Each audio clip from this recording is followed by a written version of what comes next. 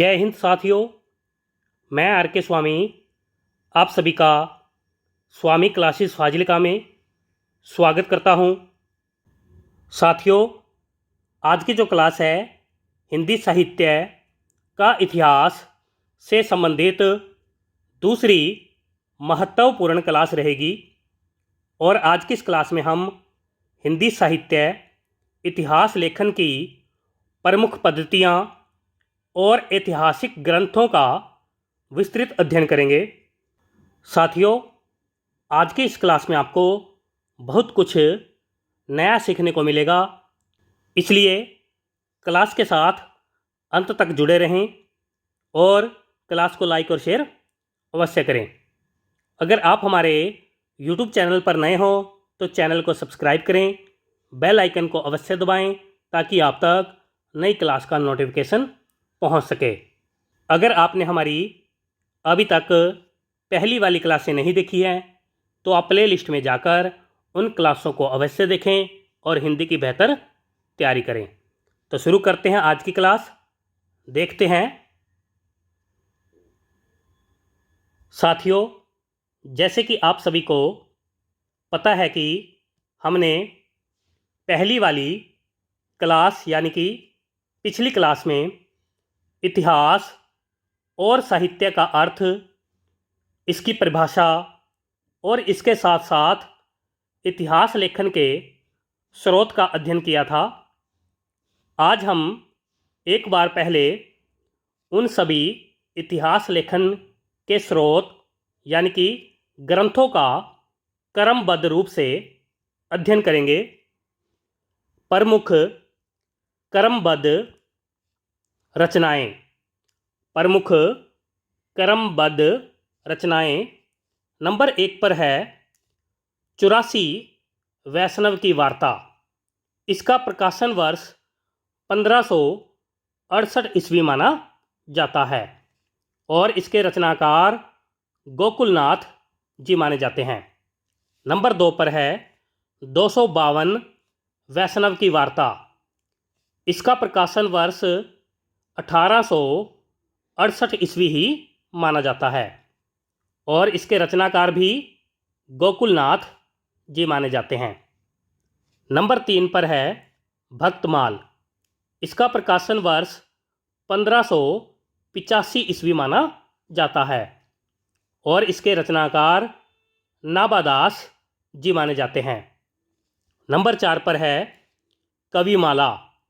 इसका प्रकाशन वर्ष 1655 ईस्वी माना जाता है और इसके रचनाकार तुलसी कवि जी माने जाते हैं।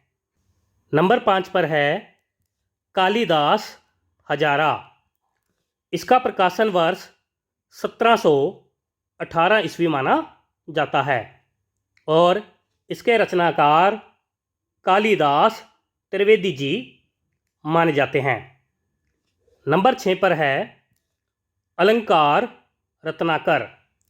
इसका प्रकाशन वर्ष 1735 ईस्वी माना जाता है और इसके रचनाकार दलपति राय जी और वंशीधर जी माने जाते हैं।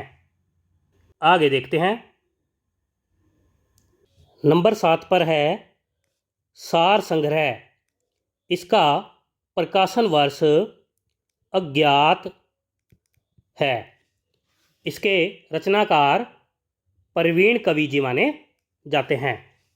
नंबर 8 पर है सतकवि गिराविलास। इसका प्रकाशन वर्ष 1746 ईस्वी माना जाता है। इसके रचनाकार बलदेव बघेलखंडी जी माने जाते हैं। नंबर 9 पर है विद्वन मोद तरंगनी। इसका प्रकाशन वर्ष 1817 ईस्वी माना जाता है और इसके रचनाकार सुबा सिंह उर्फ श्रीधर जी माने जाते हैं। नंबर 10 पर है राग कल्पद्रुम। इसका प्रकाशन वर्ष 1843 ईस्वी माना जाता है और इसके रचनाकार कृष्णानंद व्यासदेव जी माने जाते हैं। नंबर 11 पर है श्रृंगार संग्रह। इसका प्रकाशन वर्ष 1848 ईस्वी माना जाता है और इसके रचनाकार कवि सरदार जी माने जाते हैं। नंबर 12 पर है रस चंद्रोदय।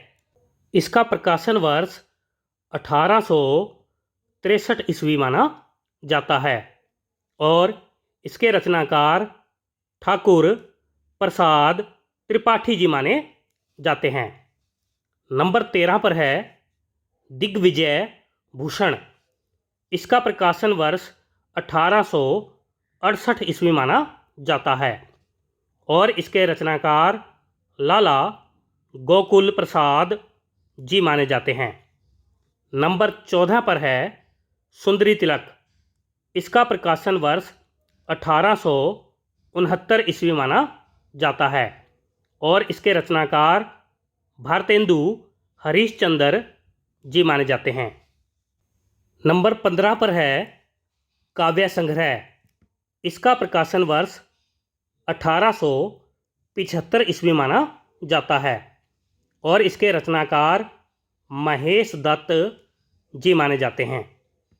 आगे देखते हैं। नंबर 16 पर है कवित रत्नाकर। इसका प्रकाशन वर्ष 1876 ईस्वी माना जाता है और इसके रचनाकार माता दीन मिश्र जी माने जाते हैं। नंबर 17 पर है विचित्रोपदेश। इसका प्रकाशन वर्ष 1887 ईस्वी माना जाता है और इसके रचनाकार तक्षछेदी तिवारी जी माने जाते हैं। नंबर 18 पर है कवि रतन माला। इसका प्रकाशन वर्ष 1911 ईस्वी माना जाता है और इसके रचनाकार मुंसिफ देवी प्रसाद जी माने जाते हैं। नंबर 19 पर है शुक्ति सरोवर। इसका प्रकाशन वर्ष 1922 ईस्वी माना जाता है और इसके रचनाकार लाला भगवान दीन जी माने जाते हैं। सभी साथी याद कर लेंगे। आगे देखते हैं। हिंदी साहित्य का इतिहास। साहित्य इतिहास लेखन की प्रमुख पद्धतियाँ। नंबर 1 पर है वर्णानुक्रम या वर्णमाला पद्धति। सबसे पहले इतिहास इसी पद्धति में लिखा गया था। गारसादातासी जी एवं शिव सिंह सैगर जी ने इसका अनुसरण किया। यानी कि हिंदी साहित्य इतिहास लेखन के लिए गारसादातासी जी और शिव सिंह सैगर जी ने इसी यानी कि वर्णानुक्रम पद्धति को अपनाया था। इतिहास लेखन की इस पद्धति में कवियों व लेखकों का परिचय उनके नाम के वर्णानुक्रमानुसार किया जाता है। इसलिए इसे वर्णमाला पद्धति भी कहा जाता है। जैसे कणहप्पा, कबीर, केशवदास और केदारनाथ अग्रवाल को ले तो ये सभी भले ही कालक्रम की दृष्टिकोण से अलग अलग युग यानी कि आदिकाल, भक्तिकाल, रीतिकाल और आधुनिक काल के कवि हैं, लेकिन फिर भी इनका विवेचन एक साथ करना होगा क्योंकि इन चारों कवियों के नाम क वर्ण से शुरू होते हैं। यह साहित्य इतिहास लेखन की सर्वाधिक दोषपूर्ण व प्राचीन पद्धति है। यानी कि वर्णानुक्रम पद्धति जो है इतिहास लेखन की सर्वाधिक दोषपूर्ण व प्राचीन पद्धति मानी जाती है। आगे देखते हैं। इस प्रणाली पर आधारित ग्रंथों को साहित्य इतिहास की अपेक्षा साहित्यकार कोश कहना ज़्यादा उपयुक्त होगा। आगे देखते हैं। नंबर 2 पर है कालानुक्रम पद्धति। इस पद्धति का जॉर्ज ग्रियर्सन जी एवं मिस्र बंधु जी ने अनुसरण किया। कालानुक्रम पद्धति में कवियों एवं लेखकों का वर्णन या विश्लेषण काल क्रमानुसार किया जाता है। इस पद्धति में कवियों एवं लेखकों के जन्म तिथि को आधार बनाकर साहित्य के इतिहास में उनका क्रम निर्धारित किया जाता है। इस पद्धति के आधार पर लिखे ग्रंथों को कविवृत्त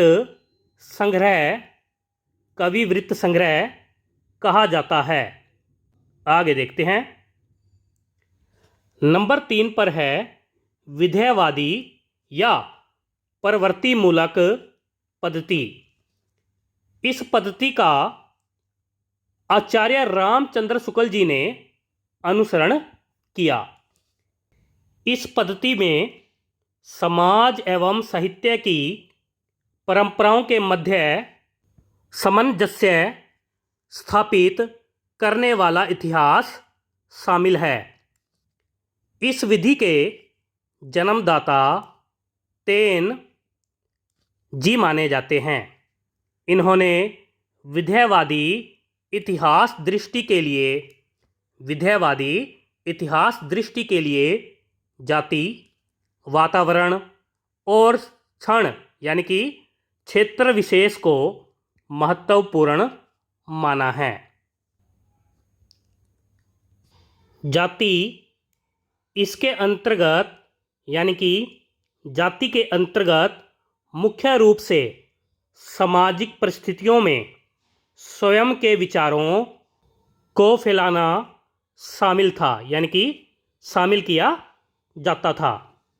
वातावरण हमारे आसपास का समाज जिन चित्तवृत्ति से गुजर रहा है उसी के अनुसार या उन्हीं विचारों को आधार मानकर साहित्य लेखन किया जाता है। विद्वान तेन जी और आचार्य रामचंद्र शुक्ल जी दोनों ही वातावरण को साहित्य इतिहास लेखन के लिए प्रमुख मानते हैं। आगे देखते हैं। क्षण या क्षेत्र विशेष इसके अंतर्गत एक समान विचारधारा को समुच्चय रूप में लिखा जाता है। विधेयवाद रोमांटिसिज्म के विरोध में आया था। विधेयवाद जो है रोमांटिसिज्म के विरोध में आया था। इस पद्धति के अनुसार यानी कि विधेयवादी पद्धति के अनुसार व्यक्तिवाद को केंद्र में रखा जाता है। विधेयवाद का अर्थ है संदेह से परे, अर्थात किसी भी विवाद के परे जो ज्ञान है उसे विधेयवाद कहते हैं। इस पद्धति में साहित्य इतिहास प्रवृत्तियों का अध्ययन युगीन परिस्थितियों के संदर्भ में किया जाता है। साहित्य इतिहास लेखन में यह पद्धति सर्वाधिक उपयुक्त सिद्ध हुई है।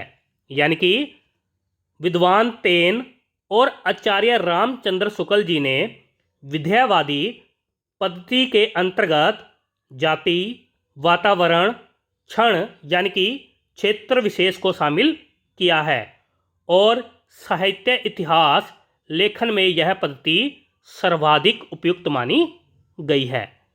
आगे देखते हैं। नंबर 4 पर है वैज्ञानिक पद्धति। इस पद्धति का डॉक्टर गणपति चंद्र गुप्त जी एवं रमाशंकर शुक्ल रसाल जी ने अनुसरण किया। यह पद्धति कार्ल मार्क्स के ध्वन्दात्मक भौतिकवाद पर आधारित है। वैज्ञानिक पद्धति का इतिहासकार जो है प्रत्येक वस्तु में एक अनिवार्य और गतिशील विकास प्रक्रिया को देखते हैं। इस पद्धति में इतिहासकार तटस्थ और निरपेक्ष होकर तथ्यों का संकलन करता है और क्रमबद्ध एवं व्यवस्थित करके विश्लेषण करता है। यह पद्धति साहित्य इतिहास लेखन की अपेक्षा कोड लेखन के लिए उपयुक्त है। आगे देखते हैं। नंबर 5 पर है समाजशास्त्रीय पद्धति। इस पद्धति का डॉक्टर रामविलास शर्मा जी ने अनुसरण किया। यानी कि समाजशास्त्रीय पद्धति का अनुसरण करते हुए डॉक्टर रामविलास शर्मा जी ने हिंदी साहित्य का इतिहास लिखा। नोट में कुछ लिखा है, विशेष काल अवधि को लक्ष्य करके लिखे जाने वाले आलोचनात्मक इतिहास डॉक्टर राम कुमार वर्मा जी ने लिखा है। यहाँ तक ओके है सभी को? आशा करता हूँ यहाँ तक आपको समझ में आ गया होगा। साथियों, कल की क्लास में हम हिंदी में इतिहास लेखन की परंपरा का अध्ययन करेंगे। यानी कि कल की क्लास में हम यहाँ से आगे विस्तृत रूप में अध्ययन करेंगे। साथियों, अगर आपको क्लास अच्छी लगी हो तो क्लास को लाइक और शेयर अवश्य करें। अगर आप हमारे YouTube चैनल पर नए हो तो चैनल को सब्सक्राइब भी करें। बेल आइकन को अवश्य दबाएं ताकि आप तक नई क्लास का नोटिफिकेशन पहुंच सके। तो मिलते हैं कल रात 8 बजे अगली क्लास में। तब तक के लिए जय हिंद।